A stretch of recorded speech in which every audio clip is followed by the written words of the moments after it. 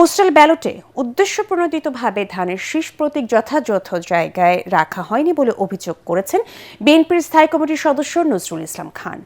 বিকেলে প্রধান নির্বাচন কমিশনার এএমএম নাসির উদ্দিনের সঙ্গে দলের 5 সদস্যের প্রতিনিধি দলের বৈঠকে এই অভিযোগ করেন তিনি। বলেন, পোস্টাল ব্যালটে অনেক পরে এবং কাগজের ভাঁজের মধ্যে দেওয়া হয়েছে ধানের শীষ প্রতীক। এই ব্যালট সংশোধনেরও আহ্বান জানান তিনি। এ সময় দ্বৈত নাগরিক ইস্যুতে প্রার্থীদের যাচাই বাছাইয়ের প্রক্রিয়া আরও সহজ করতে ইসির প্রতি আহ্বান জানান নজরুল ইসলাম খান। বিস্তারিত জানাচ্ছেন ইয়াসিন রানা।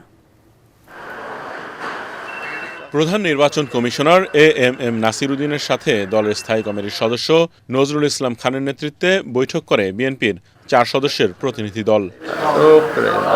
বৈঠকে দ্বৈত নাগরিক ইস্যুতে প্রার্থীদের যাচাই বাছাইয়ের প্রক্রিয়া আরও সহজ করা, লেভেল প্লেইং ফিল্ড, আচরণবিধি সহ নানা ইস্যুতে আলোচনা করা হয়। বৈঠক শেষে ব্রিফিংয়ে নজরুল ইসলাম খান অভিযোগ করেন, পোস্টাল ব্যালটে ধানের শীষ প্রতীক ইচ্ছাকৃতভাবে ব্যালটের ভাঁজের মাঝে দেওয়া হয়েছে।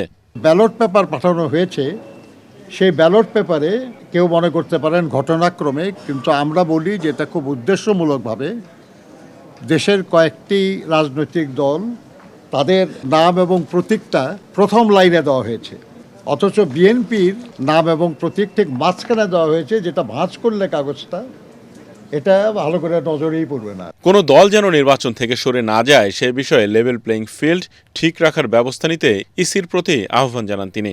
আমাদের চেয়ারম্যান তিনি উত্তরবঙ্গের কয়েকটি জেলায় সফরের একটা সিদ্ধান্ত নিয়েছিলেন, যে কোনো কারণেই হোক, কারো অনুরোধে হোক আর যেভাবেই হোক, নির্বাচন কমিশন আমাদেরকে অনুরোধ করেছিল এই সফরটা স্থগিত করার জন্য। আমরা সুষ্ঠু নির্বাচনের স্বার্থে এবং সবাই যাতে অংশগ্রহণ করে সরে যাওয়ার সুযোগ না পায়, এগুলো বিবেচনা করে আমরা তাদের অনুরোধ রক্ষা করেছিলাম।